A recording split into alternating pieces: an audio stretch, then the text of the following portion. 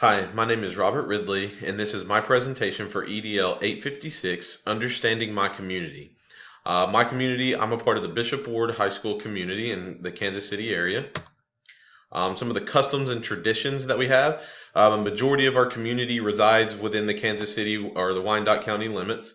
We're the only private high school in Kansas City, Kansas. There are 5 other public high schools within the area. Our community prides itself on being a family. They're very close knit. We have a very diverse population, a lot of different cultures mixed in. We have a large Hispanic population, as well as an ever-growing Burmese population that has been growing the past few years. Working class families are present, middle class, and some upper class families as well. The community is very supportive of events that we put on. The homecoming parade is one long-standing tradition. The parade runs through the cathedral neighborhood right there in the area beside the school. The football players walk with a banner saying this is Ward Country through the neighborhood, and then the school falls in behind them. It's a pretty neat little tradition. That we also have a strong support for our baseball program. Our baseball program has been fortunate enough to have some great success over the years, so very supportive of that. Obviously, high academic standards and just helping young adults grow in their faith. That is a huge part of what we do. Just helping young people grow in their faith as well. Some population characteristics. The population within Kansas City, Kansas, about 153,000 roughly. The median household income is a little bit below 40,000 at 39,536. The education levels, high school graduate or higher is about 77.3%. The bachelor's degree or higher is about 16.2%. Kind of a big drop off there. Race within the Kansas City, Kansas, whites around 59.4%, African American 25.1%. The Hispanic Latino community is around 29.2%. Asian 3.9%, and 2 or more races around 3.8%. The communication channels, our school communication systems, we touch a variety of avenues, but mainly through social media, emails. If we have to, we'll send out a robocall. We try to do the text a little more, but if we have to, we'll definitely get those robocalls out as well. Obviously putting out information through our websites and our newsletters. And things like that. Community newspapers, some of the big ones that a lot of people really look into, the Kansas City Star, the Wyandotte Daily newspaper, and then with us being a Catholic school system, the Levin is a Catholic newspaper. Community television news outlets, KCTV, KMBC, WDAF, and KSHB would probably be some of the big news providers there in the area that a majority of the metro gets their news from. Some different community groups. Our community groups really have no impact on our curriculum. They might have a little bit of impact on like our STEM program or things like that they might like to see some different things put into place. Or like, for example, we have some people going in and getting a 3D printer to go in our STEM program. So just little things like that. But some other groups that we've definitely developed some positive relationships with. This is just to name a few: Catholic Charities, Harvesters, the Kansas City Chamber of Commerce, the Hispanic Chamber of Commerce, the Community Blood Center, Habitat for Humanity, our Junior Police Academy, which our SRO officer at the school runs through the police department in Kansas City, the Kansas City YMCA, the Wyandotte Health Foundation, and we also have a partnership with Children's Mercy, and they provide our athletic training services. Our leadership, influencing agents. David Alvey, our mayor, I've had the opportunity to be around him several times. Very down-to-earth guy. Enjoy being around him, spending time with him, just learning from him. He was also an educator, as we'll talk about here in a little bit, or in education, I should say. We'll talk about that in a little bit. Archbishop Joseph Nauman, our superintendent, Dr. Kathy O'Hara, Development Director Greg Duggins. Mr. Duggins has been around a long time in the Ward community. He graduated from Ward, I believe it was in '83, and has been around ever since. Has been in the Catholic school system for a long time, so he is a big impact, or has a big impact on our community.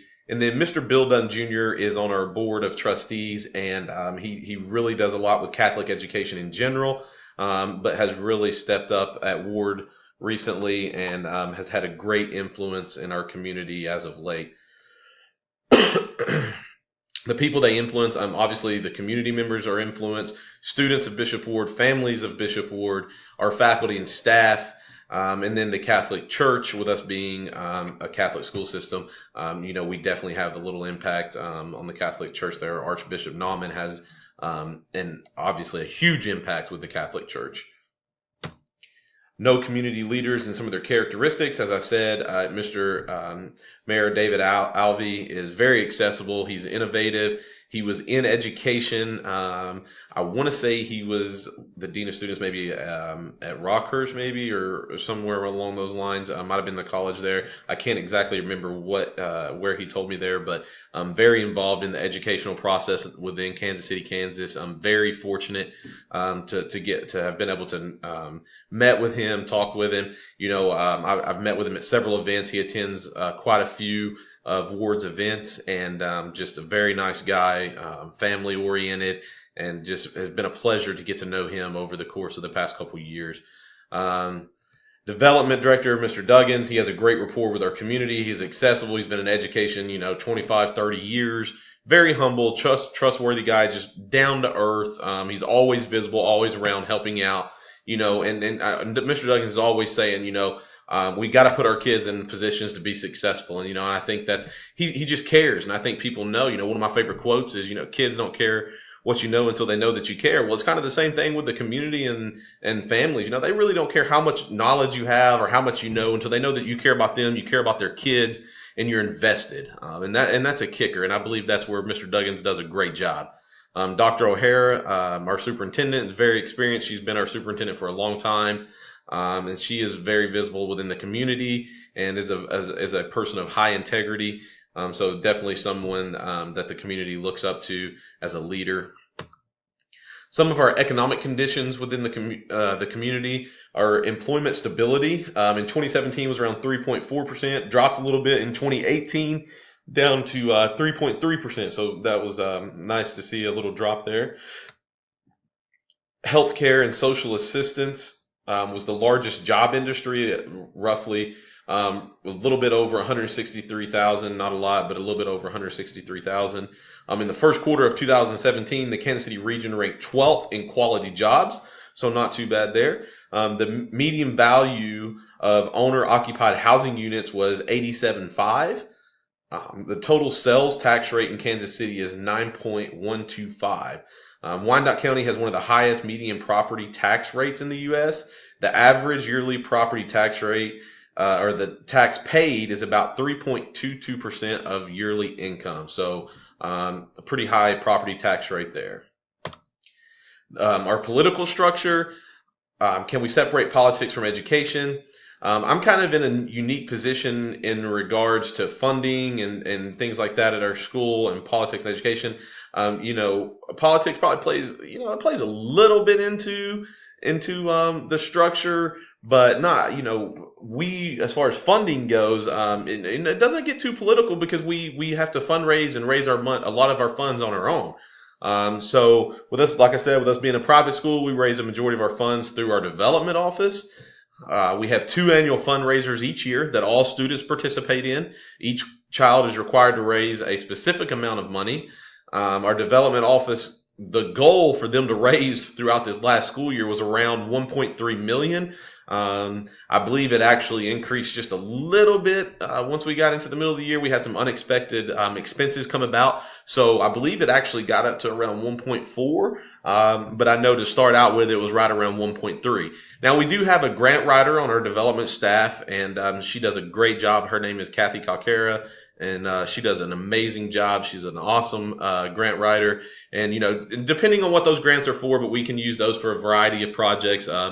Depends on if it's for infrastructure, if it's for technology, for health. There's a number of things that we have been granted some grants for that we've been very, very fortunate to have those grants. Some of the social tensions that we deal with, gangs and violent crime.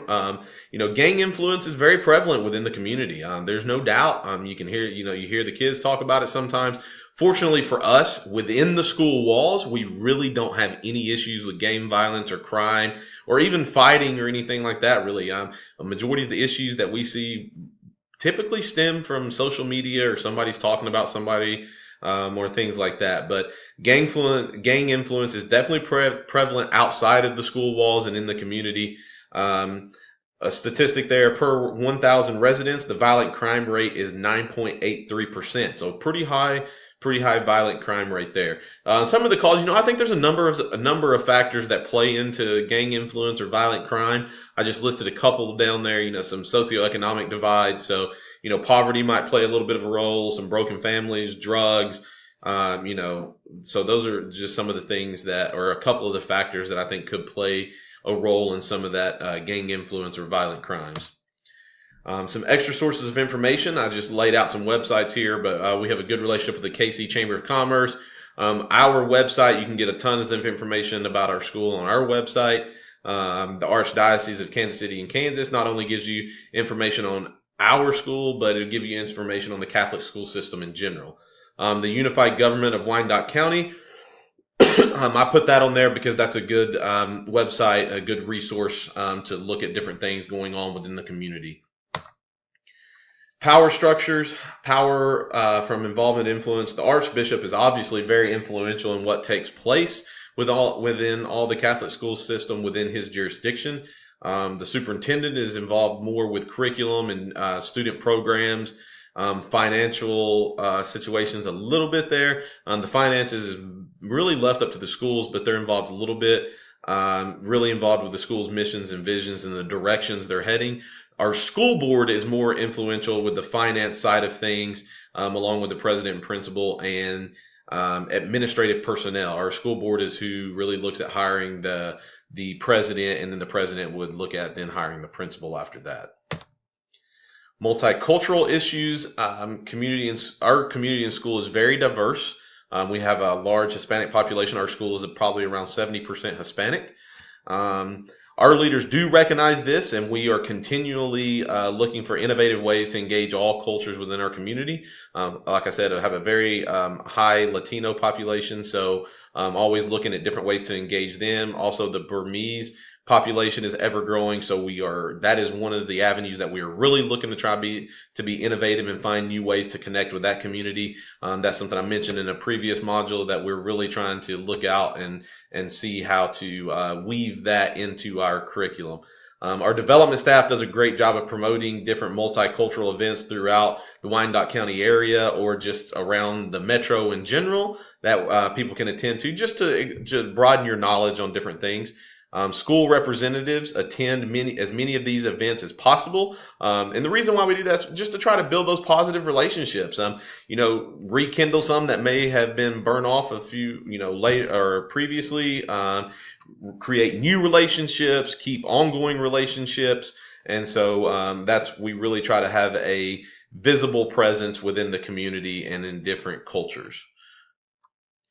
Know the power structure. The Archbishop works closely with the superintendent to ensure that our schools are being proactive in regards to their financial situations and our fundraising efforts. They really would like for us to be self-sustaining, meaning they really would like for us to be able to raise most of our money instead of having to lean on the Archdiocese to provide a little bit of assistance. Our president and principal then work closely with our development staff and our school board to ensure that we are not continually operating in the red and that we're looking at new ways to raise money and how to cut costs and things like that. So our school board and president and principal are really involved with that process. And, they do a pretty good job of keeping our faculty and staff informed on our financial situation and things like that. Measuring public opinions. Our president and principal work diligently to ensure that the community has accurate information in regards to the current status of the school. We're always communicating, always talking. Like I said before, I know I said this, I may think in my intro video, That communication piece is huge, and just be upfront and honest, and but have a plan in place and be able to explain that plan. This is where we are, but this is where we would like to be, and this is how we're going to get there. And I think that just puts people at ease a little bit, makes them feel like they can trust you, and that goes a long ways. Our development staff does a good job of promoting a positive public